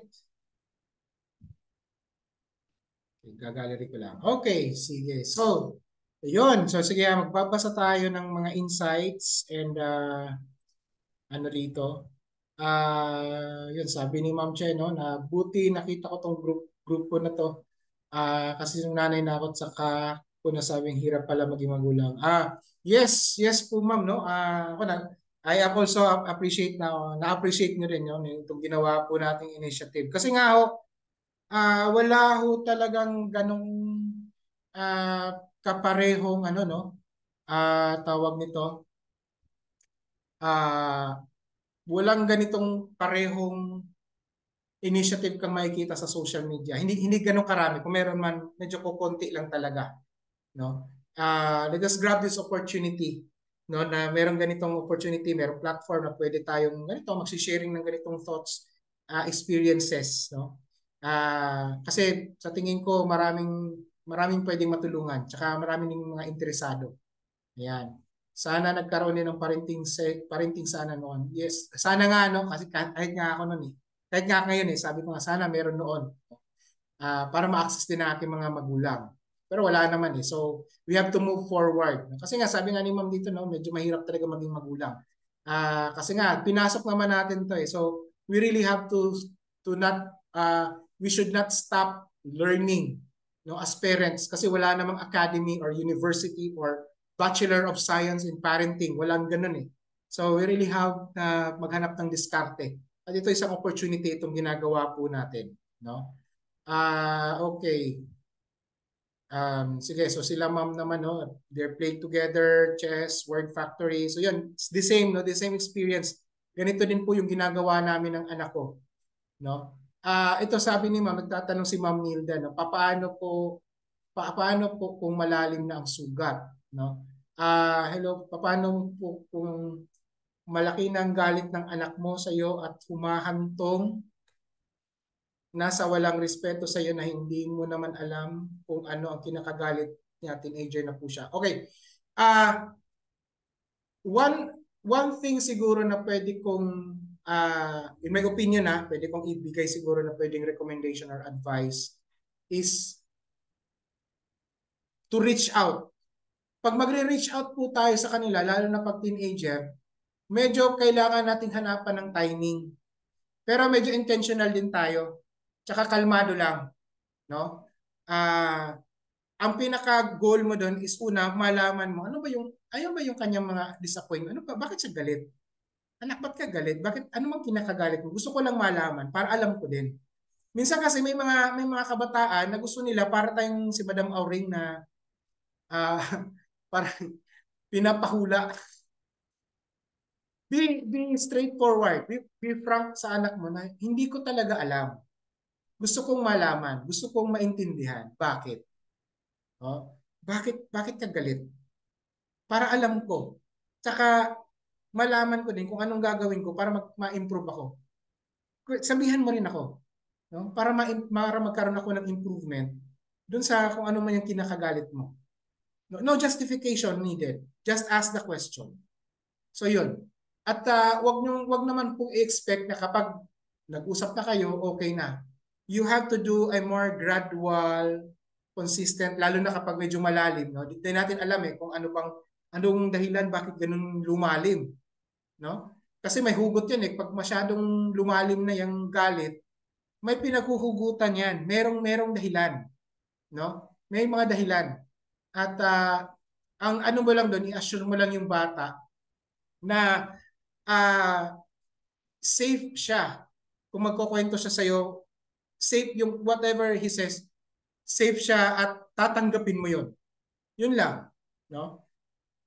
Tapos ito, sabi ni Ma'am Che, no, problema ko po ito ngayon, yung to know kung may dinamdamdam ba yung middle child ko na 11 years old. Lately kasi, yung mga post niya sa Facebook, mga emotional sadness, ayan. Medyo relate to ako dito ma'am kasi yung anak ko naman, yung anak kong panganay, meron siyang Hindi ko alam kung naririnig o nanonood yung anak ko ngayon. Patay ako nito pag sabihin ko. Meron din siyang diary. No? Nagsusulat siya ng diary at nabasa din namin yung diary niya. At meron din siyang mga expressions na gano'n. Kapag nakita na namin na may mga ganong expressions, nag-i-express na, medyo naghahanap kami ng paraan paano namin malaman kung ano yung mga pinagdadaanan niya. Kasi ang mga bata, lalo na sa panahon ngayon, they express it either by writing or posting it in social media. Kaya kaya ang suggestion ko, have a date with your child. Yung kayo lang. Kung kanino siya kampante, kung confident siya, kung halimbawa kung napapansin niyo medyo kung si tatay ay yung tatay niya medyo mas yung madaling maka-attach agad sa kanya. Yung bang meron siyang mabilis na high confidence level kapag si tatay kausap niya o kung kayo man yung kausap niya. Spend time na kayo lang. Ano ba yung gusto niya? Kumain kayo sa labas? Kung saan ano ba? Dalhin niyo po, mag-date po kayo. Pero wag niyo ako, ang suggestion ko sa lahat, wag naman yung agad na lang, bigla-bigla ka na lang, sasabihin mo agad yung agenda mo. Ano bang problema mo? Teka muna, wag muna, kwento muna. Medyo, alam niyo yan, medyo diskarte naman. Medyo diskarte. Wag naman agad na pag upo niyo pa doon sa mesa, nag-order kayo Jollibee, halimbawa, punta kayo ng Jollibee. Order na, dyan yung order nyo. O anak, ano bang problema mo? Bakit ganyan yung inaasal mo? O ba't ka nagpo-post sa Facebook ng gano'n? Huwag ganun. Medyo madiskarte ha. Medyo tender, medyo soft, no? Huwag mong biglain, no? Diskarte ang kailangan. You should have your playbook, no? Medyo daanin mo sa mga sabi ko nga patalikod na mga tanong. Kaya kumusta ka na anak? Kumusta? Anong mga kwento mo ngayon? Yan. So, yun doon magsisimula, no? Habang nakikinig ka sa kwento niya, or whatever your child is saying, sundutan mo. Doon ka, dudugtungan mo palagi. Dugtungan mo ng open-ended questions. Open-ended questions palagi. It's not a question that is answerable by a yes or no. A question that will, tawag nito, connect conversation. That will trigger conversation, I mean. Yan. So, wag naman agad-agad na pag-upo nyo pa lang, anak, bakit ka nagpo-post nung ganun sa Facebook? Huwag ka magpo-post ng mga ganyan kasi napapahiya tayo. Wag ganon. Ha? Wag ganon. Sabi ko nga, medyo diskartihan mo. Kapag dadalhin mo sa date yung anak mo, intentional ka na. Meron ka ng outline, kumbaga. Meron kang strategy. Okay, anong una kong dito? Ano bang una kong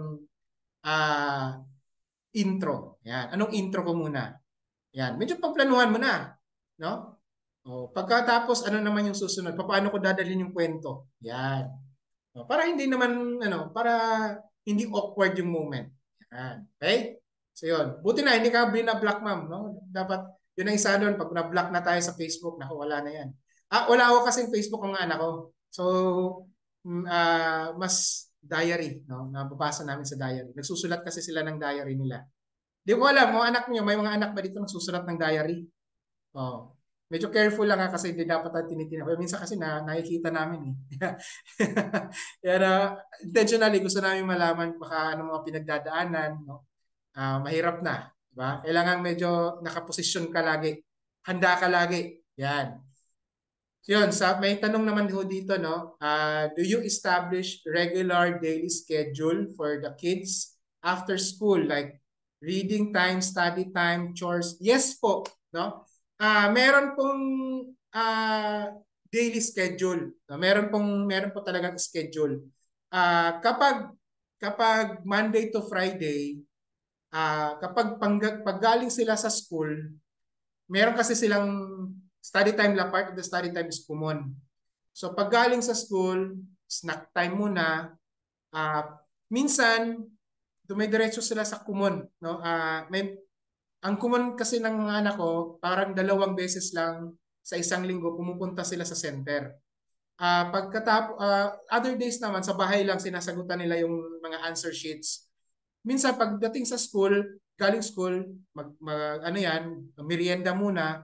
Pagkatapos ng merienda, pahinga, tapos magkukumon. Minsan naman, pagkatapos ng merienda, we allow them to play outside. No? Paganda na yung mga friends nila, yun, they play outside. Lalo na pag Friday. Usually Friday nangyayari yun. Okay lang naman yun. Tapos, yung study time talaga nila, yun, pagkatapos ng hapunan or before hapunan, nagsisimula na yung study time. Depende rin yung intense ng study time nila kung may exams, yun medyo matindi. Pero wala naman, just review-review lang. Okay lang naman yun. No? Tinuturuan din namin na wala pa yung exams, dapat medyo handa ka na. Medyo unti-untiin mo na yung pag-aaral para hindi ka ano. Reading time, yun. Uh, Kapag wala naman masyado silang pinag-aaralan, relax lang, walang assignments, ang ginagawa nila, nagbabasa po sila ng kanilang pocketbooks. Ang dami po nilang books eh. So may mga pocketbooks po sila. So nagbabasa sila ng libro. Minsan naman po, pinagbibigyan din namin ng panahon para makapaglaro sila sa smartphone. May mga ganun din. Meron din kaming binibigay na time. Pero yung time nila sa mga gadgets is only for 2 hours. Maximum na yun. Pero hindi naman yun araw-araw. May mga time lang na humihingi ng pabor, okay lang 'yun. Hindi naman palagi, no? Kinokontrol lang namin yung screen time, yung exposure to screen time. Pag weekends naman, of course, household chores, kasama yan, walis, punas, bahay, ganyan. Part din yan. Medyo nga lang minsan, hindi naman minsan, kadalasan, medyo matagal silang magising pag Saturday and Sunday. Kasi nga, yun lang yung bawi nila. Maaga-maaga kasi sila nagigising kapag Monday to Friday. So medyo naintindihan na rin namin. Pero sige lang, nakakapag-adjust pa naman. Meron pa rin naman kaming time. Meron pa rin naman silang time to do other activities na productive. So other than paglalaro ng mga toys nila, iba-iba rin kasi ang trip nila. Yung anak kong lalaki, meron siyang koleksyon ng mga toy cars. Oh, ang anak ko namang babae, iba din yung trip, no? Minsan naman pareho silang naglalaro or minsan naman kadalasan ay lumalabas sila doon sa kalye, naglalaro, nagtatakbuhan. Mas gusto ko yon yung nasa labas sila kaysa sa nagagadget. Yan. So, we stop. Hindi namin, gusto sana namin isulat pero tingin namin parang mas nagiging responsible naman sila kapag hindi nakasulat eh. Mas nagiging accountable sila. So, hindi na namin isinulat. Plano sana namin isulat pero hindi na namin tinuloy kasi medyo okay. Naging okay naman. Naging accountable na rin naman sila in the long run. So, yun na, hindi na namin isinulat yung schedule nila. Yun lang po. Okay, so true but sad to say, some parents ay hindi nagbibigay ng time para matuto to be better parents. Yes. Ang daming broken at dysfunctional families. Sa school namin, I shared this sa mga group chats ng parents. Sana marami ang mag-attend. Yes nga po, no? Sana marami pang mga pag-attend. Yun nga lang, no? Pagdating sa mga educational, medyo yun ang struggle natin ng mga Pilipino. Pero pag medyo entertainment, siguro kung ako ay singer at magpa-concert ako, baka maraming dadalo. Yan ang problema ng mga, I don't know, if it's a Filipino culture. This is an observation of many of the uh, mga kagaya ko. Yung mga nagtuturo, yung mga ganito, mga advocates and even like people like Francis Kong, Ching Kitan, kadalasan yan, pag sila kausap ko, palagi nilang comment yan eh. Mas marami pa ang pumupunta at gumagastos. Kahit ito, libre na nga ito, di ba? Wala bayad to. Ang iba nga, di ba, sa mga other, mga wealth coach, halimbawa, life coach, kahit libre, wala pumupunta din eh. Madalang lang, no? Kasi nga, pero pag may concert, pag nagpa-concert si Vice Ganda, di ba, punong-puno ang Smart Araneta.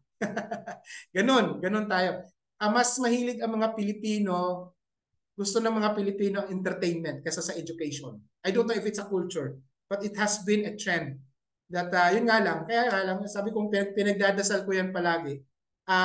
Sana marami pang dumalo. And praise God din naman, no? Kasi marami din namang nagpa-follow ngayon. So we are now at 241 followers, 241,000 followers sa Facebook page natin, no? At nagsisimula na rin dumadami sa YouTube channel. So with that din naman, opportunity na rin yan, no? Na mas marami pang ma-reach out.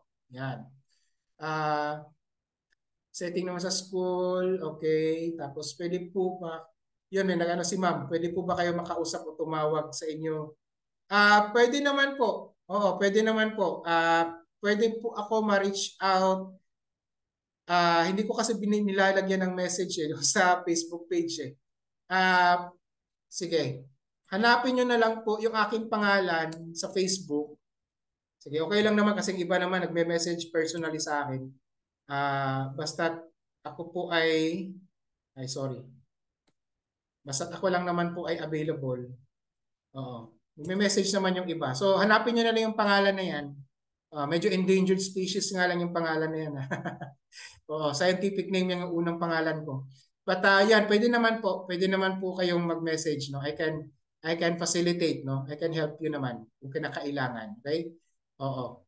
And also, sabi ni Ma'am Sheena, no, can you give us examples po of open-ended questions? Di po ako, okay, sige.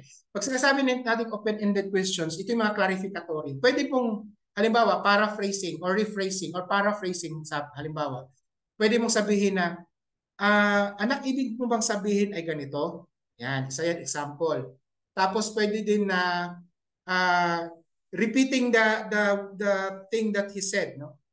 Ang sinasabi mo ba ay tama ba ang pagkakaintindi ko? Yung sinasabi mo ay ganito, ganyan, bla bla bla. Isa yan. Or kaya ito pa, isa. Nung nangyari yan, anak, ano ang naramdaman mo? Yan. O kaya naman, anong natutunan mo dun sa pangyayaring yun? Ayan, pwede yan. So it will now start to trigger a conversation, no? Kapag ganun, no? Pwede mong minsan naman ginagamit ko yung what went well, no? Ano yung magandang nangyari? Ano yung hindi masyadong magandang nangyari? Ah, ano yung mga natutunan? Yan. Ano yung sa tingin mong pwede pang ma-improve? Oo.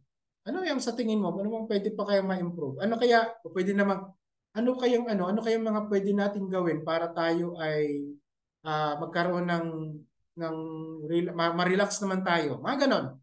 Oh, basta umiwas ka lang doon sa mga tanong na yes or no. Parang mga Boy Abunda na tanong. Kita niyo si Boy Abunda pag magtatanong. 'Di ba? Mga yes or no lang yan eh. Oh, kanto-kanto, kinakantuhan yung tanong, mga ganun. So yun ang mga examples, no, of open-ended questions. You can also search more on how to ask it in a more creative way. Ako kasi sa mga anak ko, ito i-share ko lang, no. May mga pagkakataon din naman tayo mapalaliman pa ito. Halimbawa, yung kwento ko nga kagabi, dumating yung anak ko, medyo may problema, score niya sa exams niya, problemado. Ako, instead na magalit ako at magsusumigaw sa galit, no, kasi alam ko na may ginawang hindi tama ang anak ko, kaya itong itsura ng score niya. Alam ko. Pero instead na magalit ako, I process them. No? Pinaprocess ko sila. Sabi ko, alam nyo, ewan ko, sabi ko, hindi ko talaga gusto yung score eh. Ikaw, anong tingin mo sa score mo? Masaya ka ba? Sabi niya, hindi nga ako masaya. Sabi ko, sige nga, ano bang nangyari talaga dito? Ba't ganito yung nangyari? So, kukwento na siya. Sabi ko, hindi ko na inaano kung bakit. Basta ang ano ko lang, pinapakwento ko lang. Tapos pumupunta kami sa resolution. Kapag problema pinag-uusapan namin, hindi kami naghahanap ng sisi. Ito pala guys ha, kapag kayo na medyo nagkakwentuhan tapos it's about problem, huwag kayong maghanap ng sisihan. So natutunan ko rin to, sabi ko, hindi ko sisisihin ang anak ko dito. Alam ko ng mali eh. So anong kamali ang ginawa niya? So hindi ko na kailangan itanong. At alam na rin niya. So agad akong pumunta sa solusyon. So naghahanap kami ng solusyon. So sabi ko, so paano natin remedyohan to? Kailangan bumawi tayo. Paano to? Paano tayo makakabawi? So sabi niya, ito ang gagawin ko dad para makabawi tayo. Sabi ko, sige, kailan mo sisimulan yan? Anong diskarte natin? Anong diskarte yung gagawin mo? So yun yung mga kwentuhan namin. Tapos nag-establish na kami ng agreements. Yun. So yun yung mga example. And nagkakaroon naman ng accountability because of that. Ayan. Sabi rin ni ma'am, no, pwede din po ba kayo ma-invite as speaker? Thinking of organizing a seminar on for young parents. May number of required po ba kayo? Ah, saan po yan, ma'am? Sa pong lugar? Depende po, no? Depende. May isa rin po nag-invite eh. Depende po sa schedule. For now po kasi hindi ako ganun ka-ready because of ang dami rin nung schedule eh. Ang dami pong training akong ikakandak with children and mga NGOs din, no? Mga Philippine-based NGOs. Ay nako, Mindoro, Occidental. Although may biyahe ako sa Mindoro this May. Sige ho, tingnan nun natin ha. May biyahe ako sa Mindoro this May. Mga 3 araw at ako sa Mindoro. May pupuntahan akong project sa Mindoro. Tsaka may meeting ako sa mga grupo ng kabataan din sa Mindoro. Tingnan ho natin, no? Saan ba 'yun? Sige, message nyo na lang ho ako, ma'am. Actually, hindi ko pa alam kung saang lugar 'yun kasi first time kong mapuntahan yung project na 'yan. Ah, teka, saan ba 'yun? Sorry, nakalimutan ko talaga. Nakalimutan ko. Pero you can message me. Oo. Para ma-reply ko. Tingnan natin. Tingnan natin kung makakatulong naman. Walang problema. Oo. Kasi at least sayang naman. Nandun na rin ako. So baka naman. Baka. Basta mayroon lang akong time tsaka may panahon lang. Pwede naman. Wala naman akong problema. Basta't makatulong. Okay lang naman yan. Basta't meron lang time tsaka medyo accessible. Ayun. Nagagawa naman natin. Opo, nasa Quezon City po ako actually. Opo. Quezon City po ako. Dito lang naman sa may Katipunan. Doon na lang ako nakatira. Minsan na napupunta ako ng mga ibang barangay sa Quezon City kasi may mga projects din kami dito sa Metro Manila na pinupunduhan. Ayan. Okay. Alright, alright, alright. Okay guys. So, wala na bang habol, tanong, or mga uh, insights, questions? Malapit lang po pala. Okay po. Sige. So, guys, thank you so much for your time. And please don't forget to subscribe in the YouTube channel if you're not yet a subscriber. And also, please don't forget to follow if you're not a follower in our Facebook page. And salamat, maraming salamat. And tomorrow we will be having the third session, the third series. We will discuss the fifth and the sixth, 5 and 6 principle. This is all about the vision and affirmation. So tomorrow will be more exciting. Iko-connect na natin, magko-connect na tayo, pang-anim na tayo bukas, iko-connect na natin. So para ma-solve natin ang problema, paano ba talaga disiplinahin yung mga anak natin? Okay? So thank you so much. Good night everyone and God bless.